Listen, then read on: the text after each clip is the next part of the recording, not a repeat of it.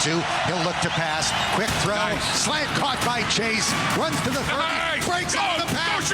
Touchdown. Woo, How great is Jamar Chase?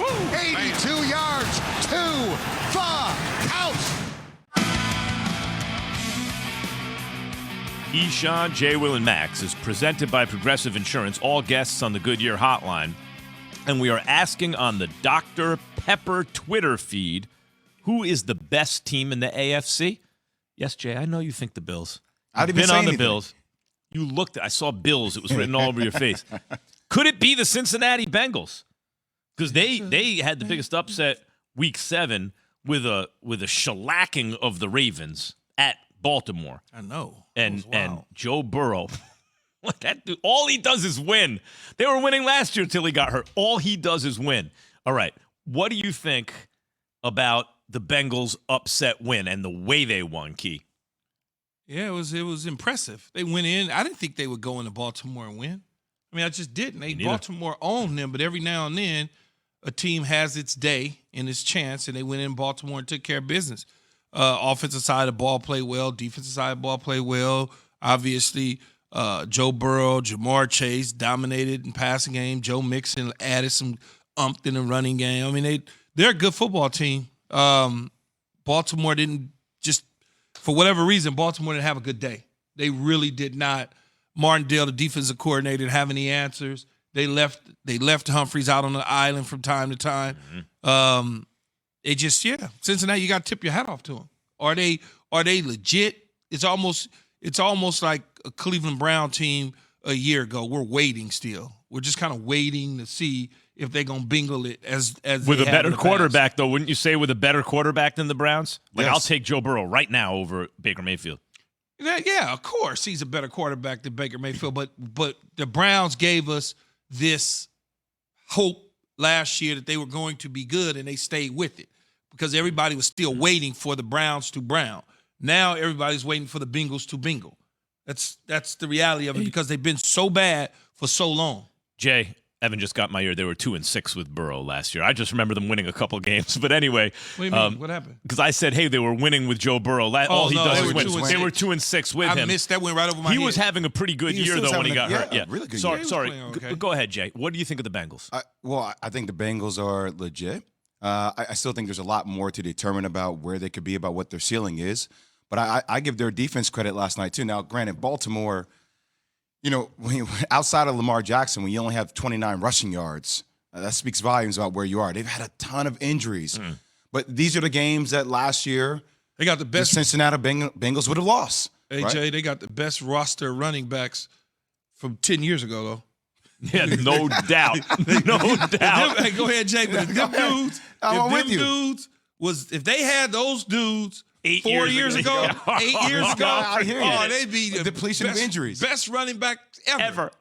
Well, I mean, I guess that's the question I have for you guys very quickly, too. God. Are we going to watch the Ravens kind of come back down to reality, considering due to depletion of all the injuries on this team, right? No. It just requires so much of Lamar to do each and every night.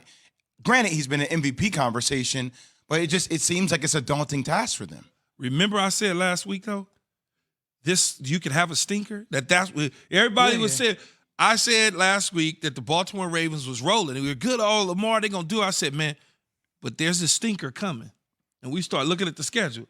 It's like, there's always going to be a stinker. Now, will they bounce back? Of course they're going to bounce back. Because they have a hell of a head coach and they have a hell of a quarterback. Question, though. Answer. This is what the fans want to know, Key. Okay, here we go. Who's the offensive rookie of the year so far? It's Jamar Chase. Okay. That's easy. But I recall an agreement. We don't have debates. Key does not want to have debates on this show, so we'll call them agreements. Conversations. They're conversations. Long dialogue. They're anti-agreements. Yes. All right. Was Jamar Chase the right pick? Right? Because you weren't so sure. Let's hear from Field Yates first, and then I want to see if Key is willing to admit his mistake. Here is Field Yates, host of ESPN NFL Insider. What I was not anticipating is that Jamar Chase would start with arguably the best 7 games for any rookie in NFL history. And 100% agree with the decision to take him right now. I don't know how you couldn't. He's been unbelievable. He's been amazing. But did I have some concerns about the pick at the time? I did. Yeah, I like Phil. How Phil left himself some wiggle room. I agree with the decision right now. Yeah, well. Right, a little wiggle room. No doubt. Are you asking me, is it the right decision? Yeah, what I'm saying is in retrospect, we have more knowledge now than we did then. I had knowledge then, though, and I still would take the offensive lineman. Knowing what you know now. Knowing what I know, because when I look at Boyd and I look at T. Higgins, they give me something that I like. I can get a guy that got juice. I feel I can find me a receiver that got juice from within my system. It's hard as hell to find offensive linemen. You know how many times they look for offensive linemen that in this league that they have to try to figure out and develop over time? Yep. I mean, teams are starving for offensive linemen, especially a tackle that's going to protect my potential Hall of Fame quarterback. Like what Slater's doing for Justin Herbert. What Slater's doing for Justin Herbert, what Jonathan Algen did for many years for the Baltimore Ravens, or Jackie Slater did, or Anthony Munoz did. So I understand that this young man is putting up eye-popping numbers, and he's probably the best deep home run threat since Randy Moss entered into the NFL.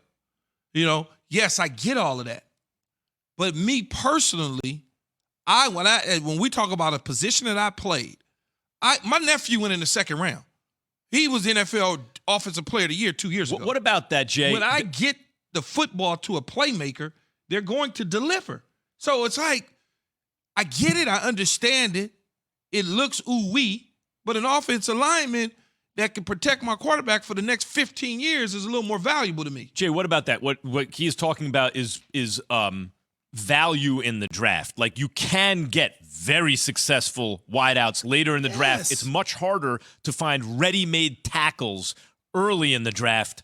Where are you on what this? happens when the talent, the ceiling of the talent, and the opportunity, hey, this player could be something special, is actually met with the continuity of my quarterback and my wide receiver? There's continuity. They've been playing together for a while. They know each other's tendencies. Like, it's rare. It never really happens. But when you look at somebody like, hey, this guy could be a top 15, top 20 draft pick, and then there's also those continuity. I hear what you're saying about the left tackle, but at the same time, that continuity speaks volumes to me. Yeah, see, but the continuity, I like it because it's good for television. It's good for sports talk radio to be able to say. But it's good for playing, They too, played though, together in college.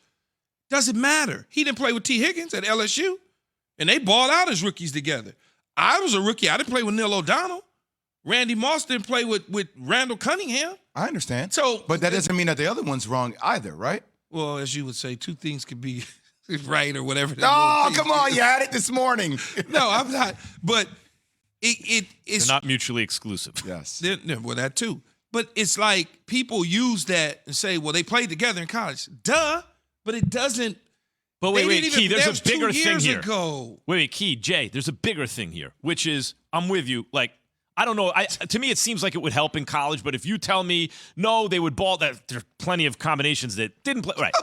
Many combinations. But here's the big thing. I also thought it was a mistake, take a receiver before a left tackle. But now we're starting to see early returns.